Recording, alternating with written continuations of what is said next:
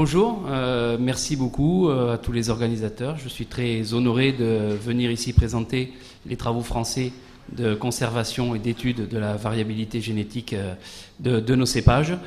Je remercie aussi par avance les traducteurs parce que je vais leur donner un peu de travail puisqu'il faut que j'aille un petit peu vite dans la présentation qui est assez lourde, ayant été moi-même toujours incapable d'apprendre correctement une autre langue que la mienne. Donc je vais directement vous présenter les travaux qui ont été menés en France. Vous verrez que beaucoup d'aspects, en particulier sur les constats de perte de diversité, sur les constats d'évolution de l'encépagement, sont communs avec ce que vient de présenter Vicente pour l'Espagne.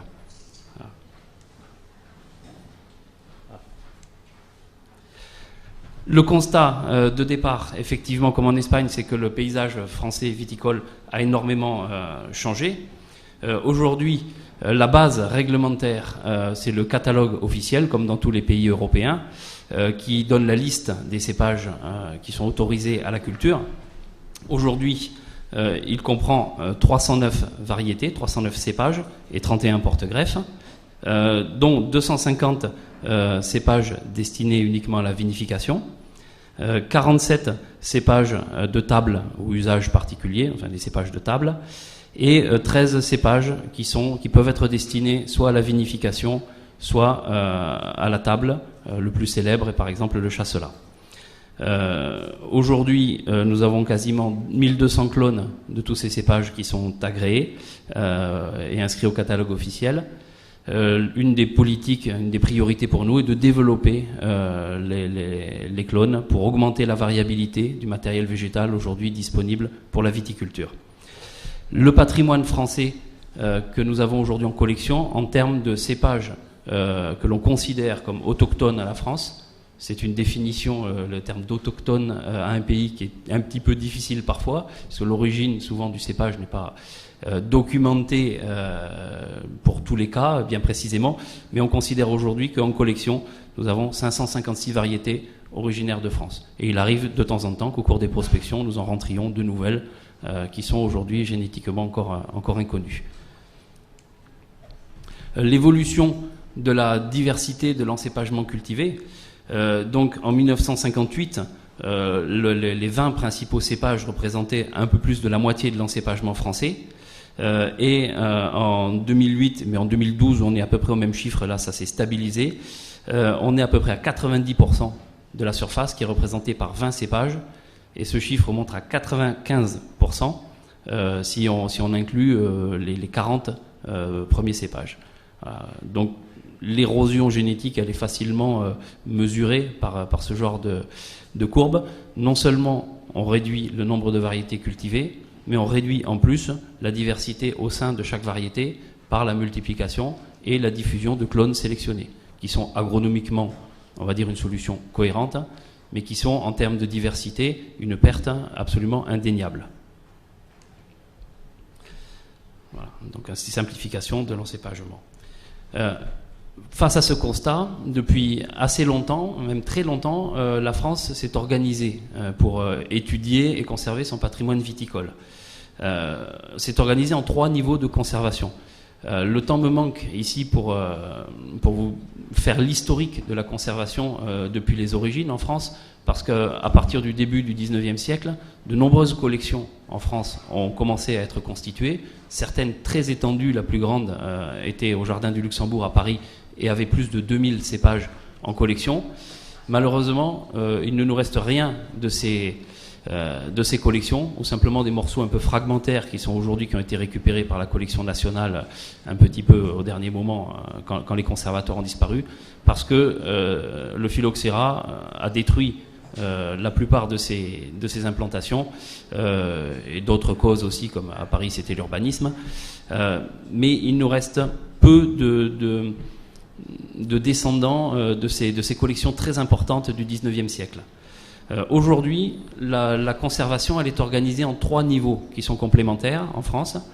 Le premier niveau, c'est la collection nationale, donc qui est située dans le sud de la France, à l'INRA de Vassal, à Marseillan, près de Montpellier, où aujourd'hui sont conservés 7500 génotypes. C'est ce qu'on appelle la diversité intervariétale, c'est-à-dire une collection de variétés différentes, de cépages différents, représentés chacun par un petit nombre d'individus. Il y a très peu de diversité clonale au sein de ces cépages qui sont conservés dans la collection nationale parce que ce n'est pas son objet. C'est le niveau complémentaire suivant. Donc 7500 génotypes différents, dont 5500 clones de cépages de Vitis vinifera, originaires de 52 pays. La collection aujourd'hui a des cépages issus de pays qui n'ont plus rien comme culture viticole. Je parle du Yémen, par exemple, de l'Afghanistan, de pays, on va dire, où la culture de la vigne a été laminée, a disparu quasiment, ou en tout cas aucune conservation n'a jamais été effectuée. Voilà, en général, ce sont des pays troublés aujourd'hui. Le nombre de génotypes uniques en termes de variétés, on est un petit peu plus de 2600 cépages différents, donc du monde entier. Et au niveau de la diversité au sein des vitacées, on a plus de 60 espèces différentes de vitacées. Voilà. L'origine de cette plantation, donc 1950, dans les sables, près de la Méditerranée, puisque ces sables, on s'en est rendu compte très vite par le professeur Jean Branas, sont impropres à la propagation du cournouet, qui est une préoccupation importante en France, on y reviendra. Le deuxième niveau de conservation, c'est le domaine de l'IFEV, l'Institut français de la vigne et du vin, organisme auquel j'appartiens, qui est la collection, le conservatoire des cépages et des clones sélectionnés. Aujourd'hui, alors également établi dans les sables, toujours pour limiter les risques de transmission du cournouet. Aujourd'hui, à peu près 500 variétés, donc toutes les variétés inscrites au catalogue officiel, plus d'autres variétés que l'on espère inscrire prochainement, des variétés anciennes, etc., et des variétés étrangères également conservées dans ce domaine. Donc 5500 clones représentant plus de 500 variétés, 1177 exactement clones inscrits officiellement au catalogue, et ce domaine constitue une réserve du matériel initial pour la multiplication de ces clones. C'est une mission fondamentale de garder cet ensemble de variabilité propre, sain par rapport aux viroses principales de la vigne. Il a été établi donc à partir de 1962 dans les sables. Alors, le troisième niveau de conservation, là, c'est un niveau qui concerne de nombreuses implantations.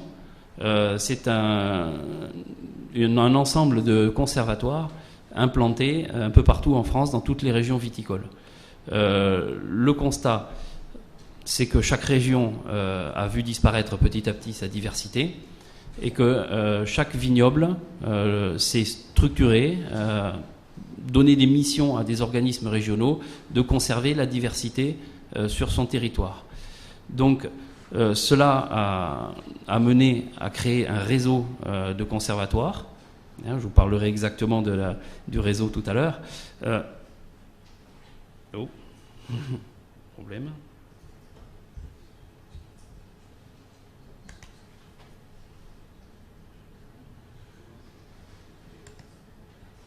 Voilà. Ok. Les deux domaines principaux de l'IFEV et de la collection nationale ne pouvaient pas accueillir toute la diversité. Ils n'avaient pas été prévus pour ça. Manque de surface, manque de structure. La prise de conscience régionale a abouti à beaucoup de travaux. Les premiers ont été conduits par l'INRA. L'INRA a été créée en 1946. À partir de la création de l'INRA, les premiers travaux à Colmar et à Bordeaux en particulier ont commencé.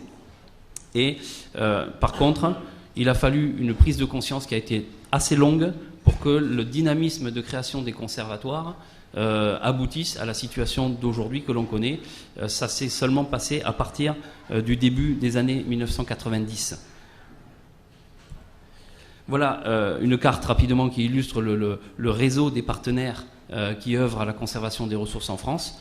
Donc 34 partenaires, 35 depuis récemment, qui sont fédérés par un réseau qui est animé par l'IFEV. vous voyez, dans toutes les régions viticoles de France, avec des structures très différentes. Ça peut être des structures qu'on appelle consulaires, comme des chambres d'agriculture, des associations, des privés, ça peut être des centres INRA ou des interprofessions, par exemple. Un réseau très divers dans sa forme, mais qui a des objectifs communs de conservation et qui accepte une fédération technique. Voici une courbe qui rend compte un petit peu de la création dynamique des conservatoires en France depuis les années 50 jusqu'à nos jours où on constate on constate exactement 160 parcelles de conservation de la diversité intravariétale, c'est-à-dire des collections de clones de nos cépages.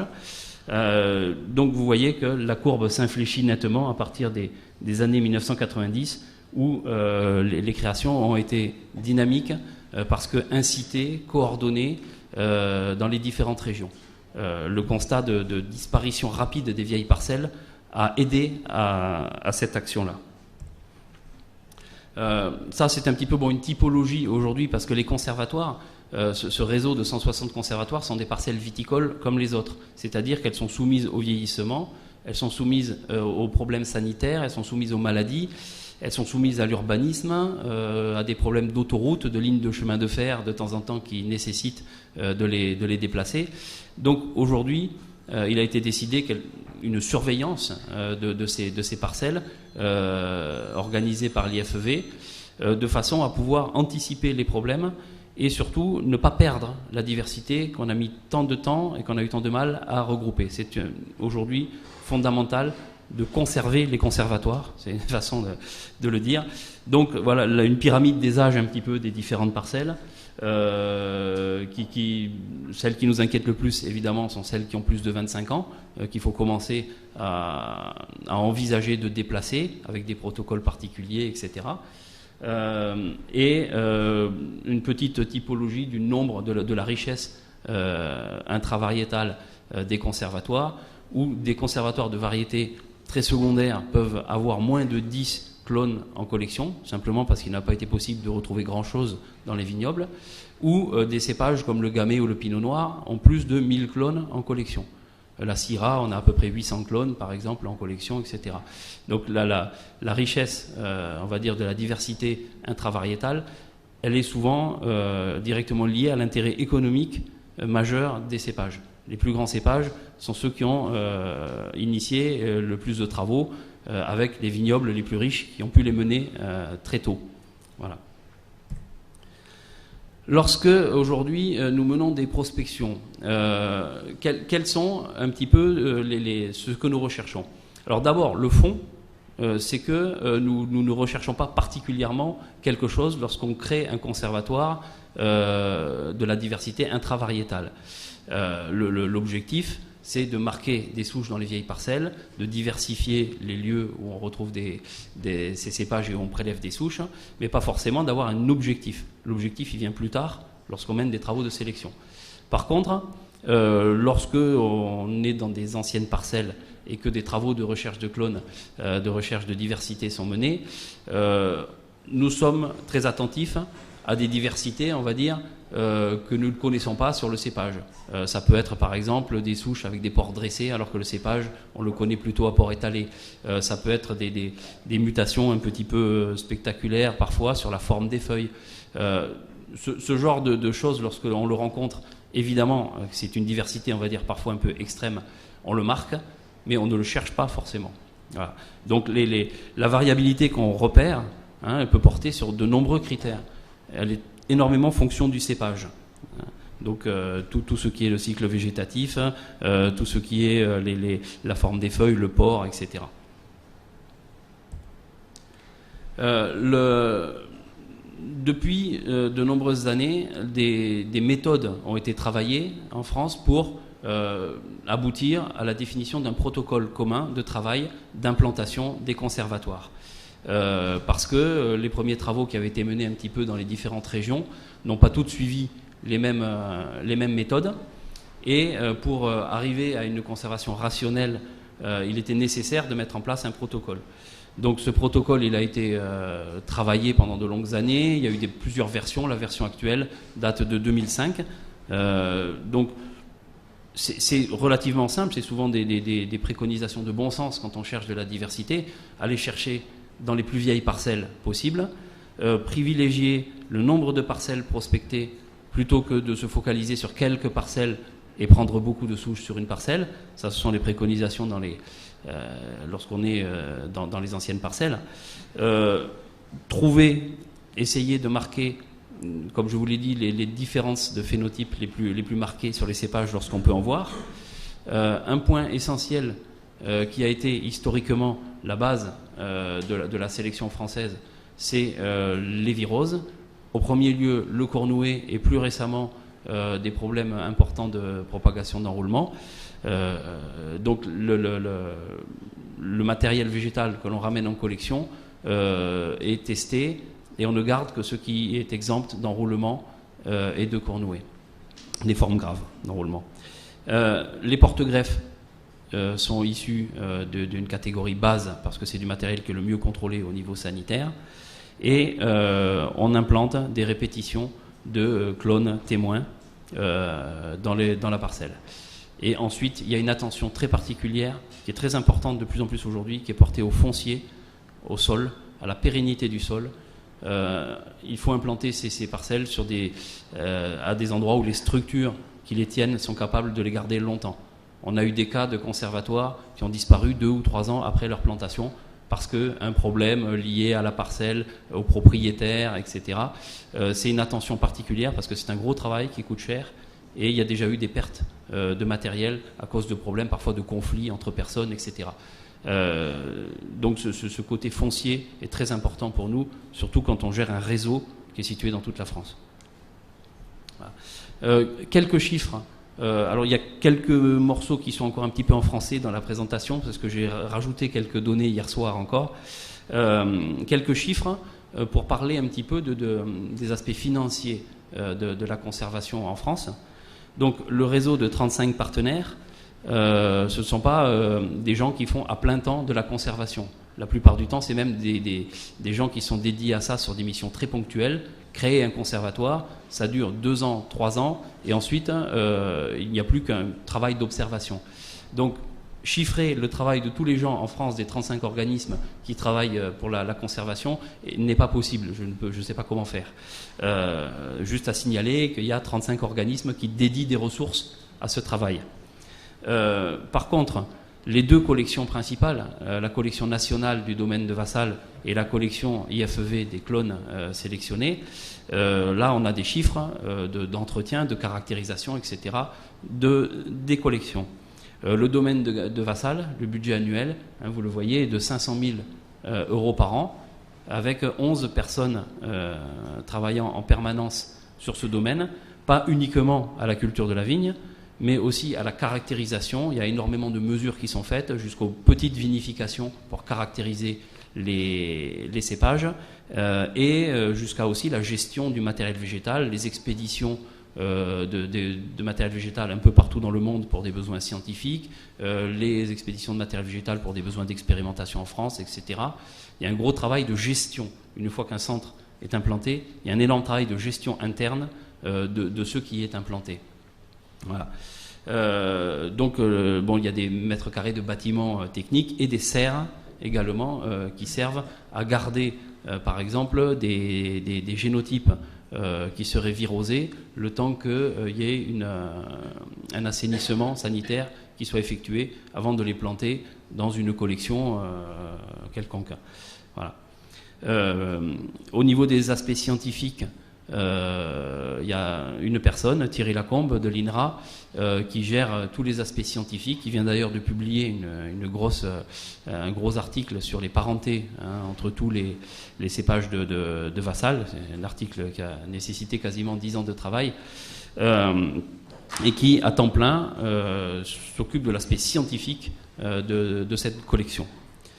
Et des centres INRA, d'autres centres qui sont associés à la gestion des ressources génétiques, les centres INRA principalement de Bordeaux, d'Angers, de Colmar et de Montpellier. Pour dire que c'est un réseau assez important. Au niveau de la collection de l'IFEV, vous voyez que les chiffres sont à peu près les mêmes. L'IFEV dédie environ 500 000 euros par an à cette mission, avec la part en plus qui est la gestion du matériel initial, là qui est réglementairement la base de toute la multiplication des clones sélectionnés en France. Ça, c'est une grosse mission de gérer le matériel initial avec des aspects de contrôle sanitaire très importants, très coûteux, et des aspects de traçabilité aussi très importants, traçabilité de la pépinière, traçabilité des récoltes de matériel, etc. Voilà. Les sources de financement. Là, c'est quoi? C'est ça, je l'ai fait. Voilà. C'est en français. La première source de financement pour l'Institut français de la vigne et du vin et les chambres d'agriculture, c'est le ministère de l'Agriculture, par l'intermédiaire du retour d'une taxe qui est prélevée sur le chiffre d'affaires des agriculteurs. Voilà. Donc un retour de taxe qui finance directement les chambres d'agriculture et les instituts techniques. Comme partout ailleurs, ces retours diminuent énormément d'année en année. Le ministère de la Recherche qui finance l'INRA, les régions, les différentes régions sur des projets qui peuvent amener des financements ponctuels sur un projet de conservation. Ce sont des compléments assez importants sur des créations ponctuelles. Diverses sources de financement liées à des groupements, des syndicats viticoles pour une région, parfois des partenariats privés, y compris pour gérer dans le domaine collectif les ressources génétiques. Nous avons de temps en temps quelques partenariats privés. Dernière ligne, qui n'est pas la moindre aujourd'hui, la mise en place d'une marque pour développer les clones français. Et cette marque, évidemment, est assortie de royalties, a été développée d'abord à l'étranger par rapport à des besoins de multiplication de matériel végétal dans de nombreux pays étrangers, et s'est développée depuis maintenant 3 ans en France, où en France, le retour, très précisément, de royalties est fixé à 8 € pour 1000 plants, qui reviennent à l'IFEV, qui en redistribue à ses partenaires pour financer les projets, mais qui sont uniquement dédiés à la conservation des ressources et à la sélection. Voilà. Donc 8 € pour 1000 plants, 4 € payés par les pépiniéristes, 4 € payés par les viticulteurs qui plantent. Voilà. Pour gérer le côté scientifique, le côté traçabilité de toutes ces implantations, une base de données a été mise en place il y a maintenant 10 ans, qui reprend toutes les implantations avec l'origine de chaque clone qui est implanté en collection, son positionnement dans la parcelle, son origine, la parcelle d'origine, le nom du propriétaire, etc. Toutes les données, quand elles sont connues, parce que sur les anciens conservatoires, tout n'a pas été récupérable, mais toutes les données de traçabilité des implantations sont aujourd'hui incluses dans une base de données nationale. En projet, en cours, déjà pas mal finalisé, il y a une base de données européenne qui est aujourd'hui accessible sur Internet. La traçabilité, forcément, quand on parle de diversité, un travail variétal, c'est très important pour ne pas avoir de doublons, ou connaître les doublons, pour ne pas sélectionner plusieurs fois la même chose, pour pouvoir comparer des choses qui sont réellement différentes. La traçabilité est importante. Quelques exemples, c'est la mémoire du matériel qui est par exemple aujourd'hui multiplié. On sait aujourd'hui certaines parcelles qui sont encore en place, des anciennes parcelles, on fournit certains clones à la viticulture. Donc on sait aujourd'hui, par la base de données, lorsque ces parcelles sont encore en place, remonter à l'origine du pied qui a été prélevé avant mise en conservatoire et sélection. Voilà. Donc pour des clones par exemple de pinot noir sur de très anciens vignobles de Bourgogne, le problème majeur, on va dire technique aujourd'hui, qui se pose en France, c'est le problème de l'état sanitaire.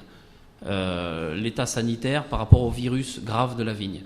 Donc comme je vous l'ai dit, historiquement, le domaine de Vassal et ensuite le domaine de l'IFEV ont été implantés pour protéger le matériel sélectionné et le matériel de la collection nationale du Cournouet, qui s'étendait énormément à partir des années 1900 et on en a pris conscience, on va dire, avant 1940. Donc la protection par rapport à ce cournouet a nécessité l'implantation de domaines dans les sables, où le cournouet, fan leaf, urticado en portugais, ne se propage pas. Les nématodes qui le propagent ne peuvent pas se déplacer. Et le cournouet est extrêmement fréquent dans les parcelles. Donc il a une forte incidence technique sur les ressources génétiques, et en plus il se propage et il infecte un sol de façon extrêmement durable. Donc quand on parle de durabilité de la viticulture, le cournouet est un facteur d'anti-durabilité de la viticulture. C'est l'ennemi majeur pour nous, pour les ressources génétiques, que ce soit en conservation, en sélection ou en multiplication. Voilà. Le deuxième problème, c'est l'enrôlement, les formes graves d'enrôlement, type 1, 2 et 3, qui se propagent, eux, par un vecteur aérien et dont on a constaté une propagation très très importante en France assez récemment. Je vais y revenir. Le risque de tout ça, de ces viroses, c'est la destruction d'une diversité génétique par la transmission d'une maladie importante à tous les individus.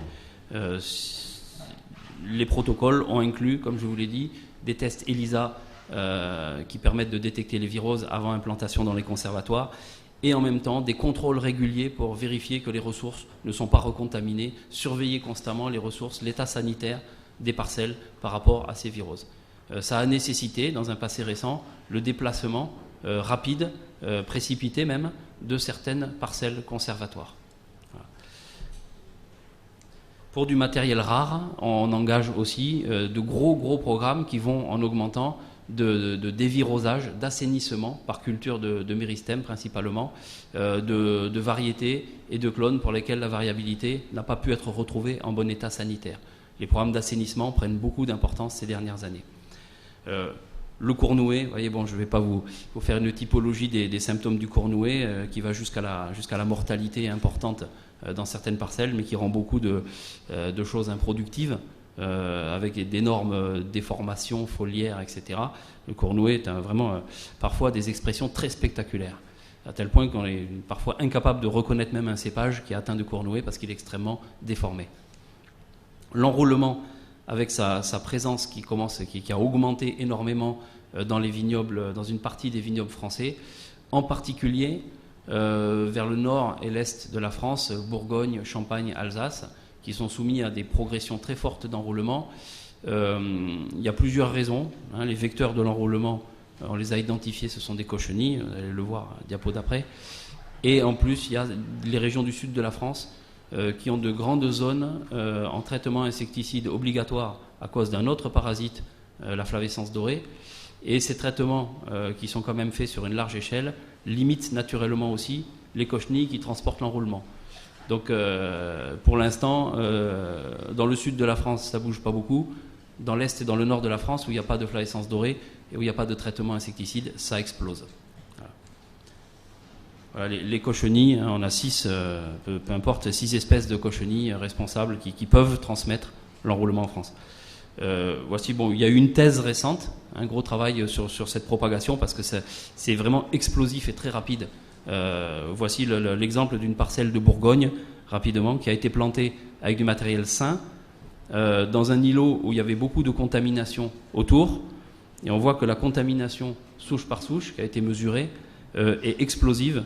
Entre 2003 et 2009, on a quasiment 100% des pieds, on est parti de zéro, et en 5, 6 ans, 7 ans, on a 100% des pieds quasiment qui sont porteurs du virus de l'enrôlement. Voici des travaux récents de suivi de la propagation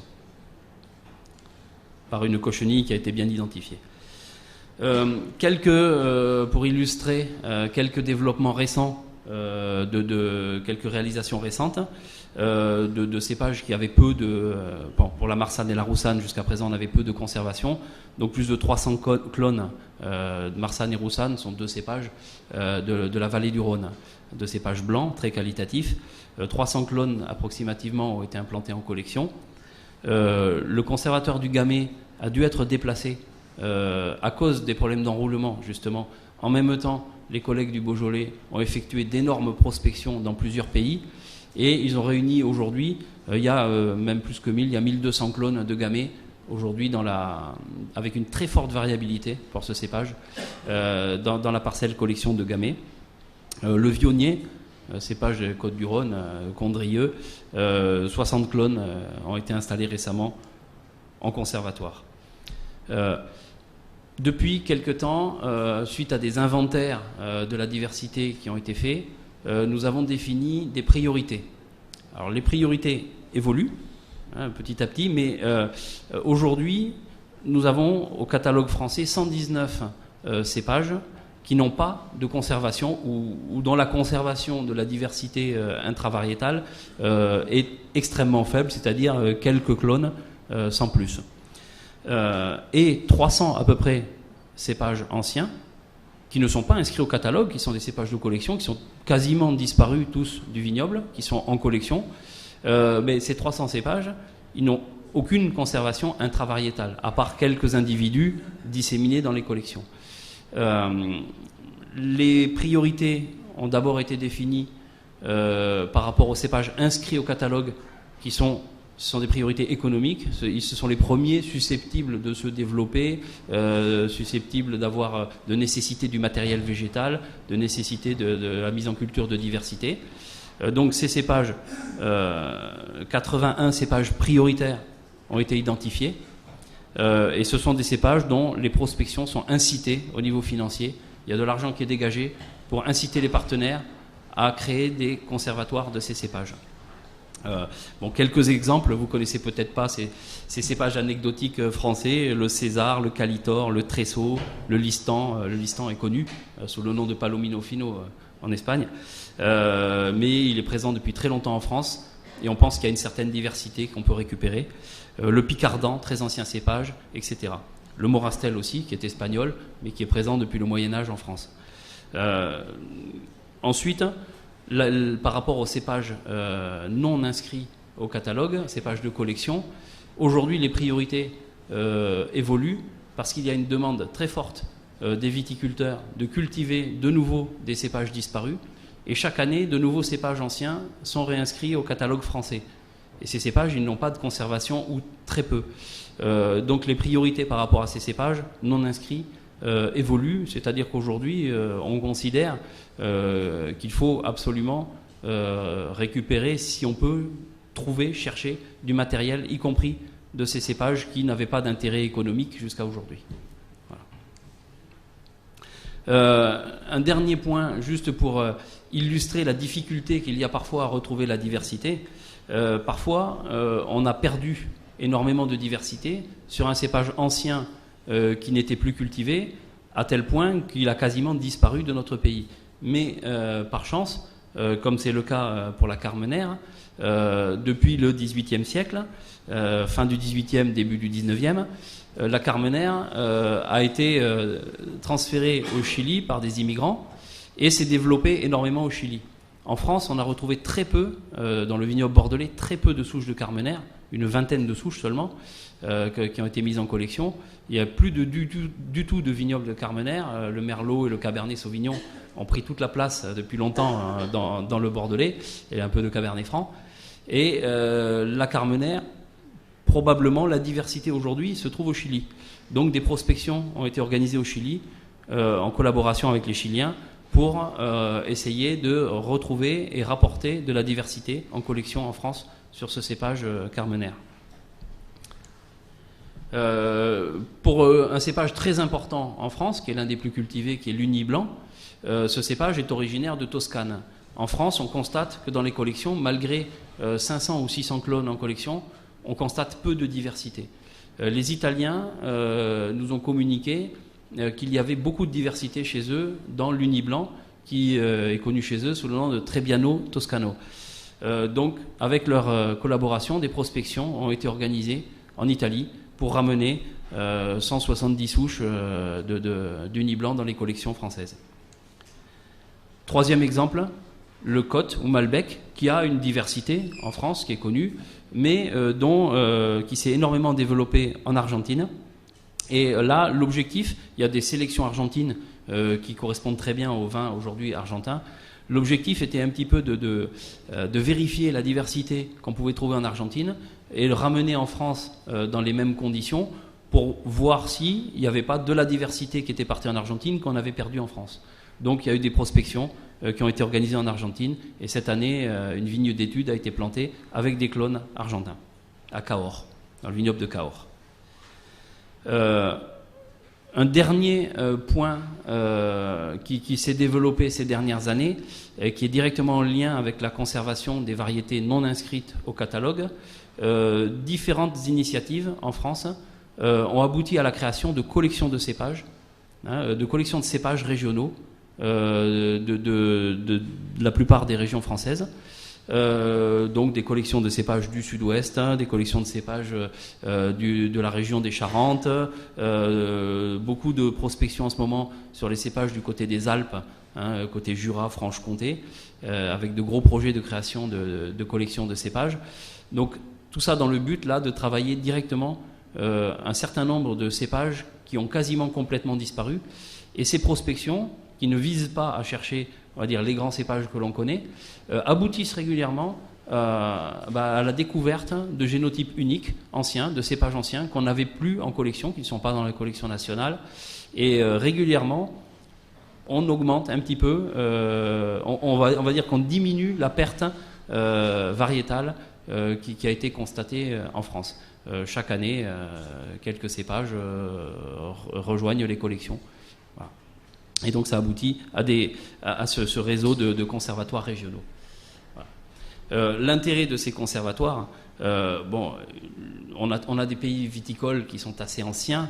L'intérêt, c'est de valoriser l'histoire de ces régions par la remise en culture de variétés. Les vignerons qui remettent en culture les variétés qui sont le seul à cultiver ont un avantage économique majeur.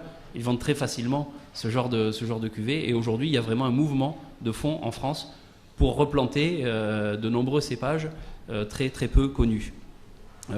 Donc le mouvement qui l'accompagne, c'est l'inscription au catalogue. Mais on sait aussi également, comme l'a précisé Vicente, que ces ressources sont très importantes en termes d'adaptabilité de la vigne, adaptabilité à différentes conditions. Elles peuvent être utiles également dans des programmes d'amélioration génétique, donc de création de nouveaux cépages, en rentrant un certain nombre de parents ayant des caractéristiques intéressantes. Un de leurs intérêts est aussi d'alimenter des travaux scientifiques sur la connaissance des relations génétiques entre les cépages, qui ont des relations entre eux. Il y a des pères, des fils, des enfants, des frères, des cousins entre les cépages. Ça permet de fabriquer des schémas qui regroupent des groupes génétiques de cépages. Ça permet de remonter à l'histoire des variétés. C'est tout ce genre de choses de communication est essentiel pour l'image de la vigne et du vin. Après, ces conservatoires permettent aussi de disposer quelque part dans ces collections d'un petit peu de matériel végétal identifié et sain qui permet de replanter des parcelles, soit des parcelles d'essai, soit directement des parcelles commerciales chez les viticulteurs. C'est l'importance vraiment de ces petites collections, pas toutes petites, il y a des collections variétales qui ont 300 cépages en région, mais ça permet de garder en réserve un petit peu de matériel végétal très utile quand après il faut par exemple refaire une étude sur un cépage. Voilà. Les travaux en cours, et après j'en aurai fini, les travaux scientifiques qui sont en cours autour de ces conservatoires, c'est des travaux d'analyse de la diversité. Une thèse vient d'être terminée concernant le déterminisme génétique de la variation clonale, c'est-à-dire qu'un cépage a un fond génétique commun. Tous les individus du cépage Tempranillo ont à la base, sont nés d'un individu, ont un fond génétique commun très important, mais différentes petites mutations permettent de différencier des comportements différents. Mais on ne sait pas aujourd'hui génétiquement différencier par analyse des clones différents d'un même cépage. On sait identifier un cépage, mais au sein d'un même cépage, on ne sait pas dire ce clone est différent de celui-là. Là, il y a des travaux qui sont menés sur cet aspect-là. Des outils, ce sont des parcelles avec des protocoles particuliers très homogènes de phénotypage au débit, c'est-à-dire d'observation très fine du phénotype des variétés qui doivent permettre, in fine, de déterminer la fonctionnalité de certains gènes. Là, il y a des plateformes de phénotypage qui sont en cours de plantation, en particulier à l'INRA de Colmar.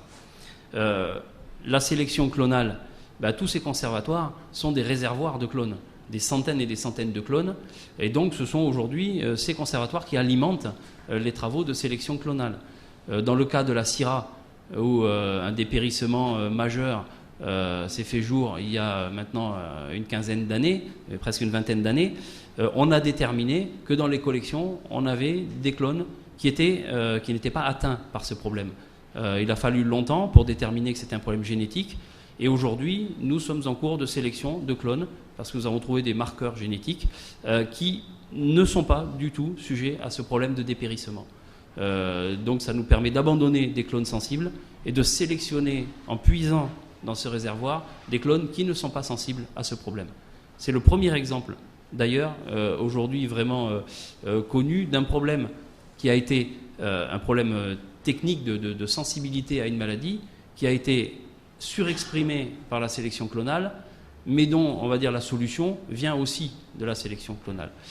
C'est un exemple assez intéressant, à la fois des problèmes et des solutions que peut amener la sélection, que ce soit une sélection clonale, enfin en tout cas une sélection ou polyclonale, mais une sélection qui est faite avec des objectifs et des moyens bien déterminés.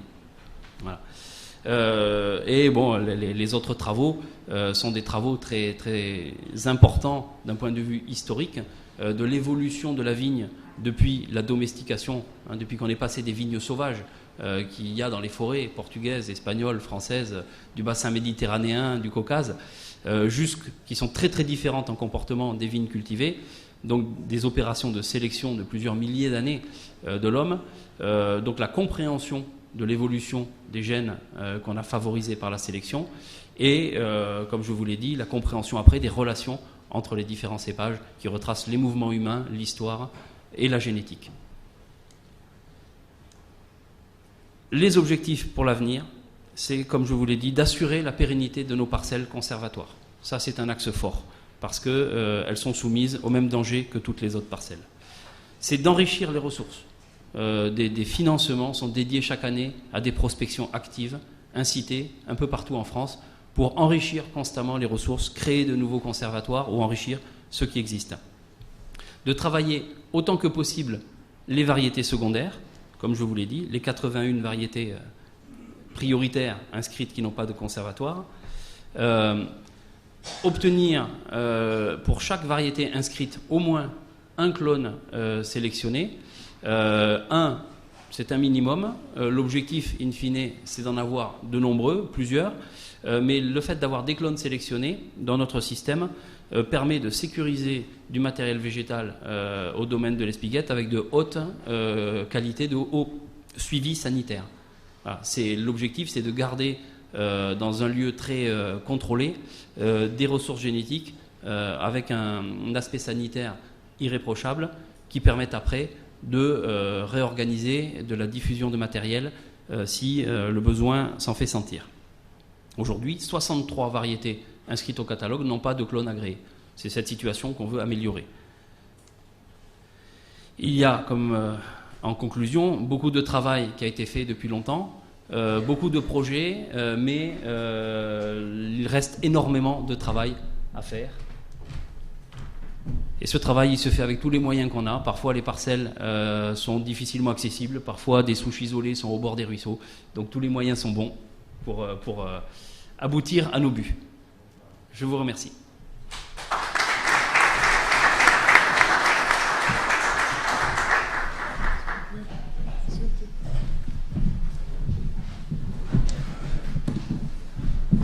Je veux remercier M.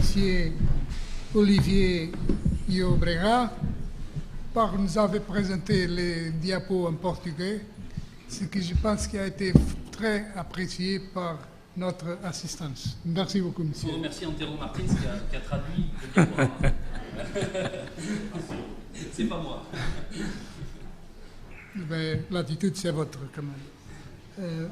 Nós estamos com um atraso de cerca de 7 minutos em relação à hora prevista no programa. Eu permitia-me pedir à organização que nos desse mais uns minutos para permitir algumas perguntas sobre as interessantes comunicações que acabamos de ouvir. Está, portanto, neste momento aberta a possibilidade de inscrição a algum esclarecimento ou pergunta mais particular que queiram fazer aos nossos conferencistas. Muito obrigado.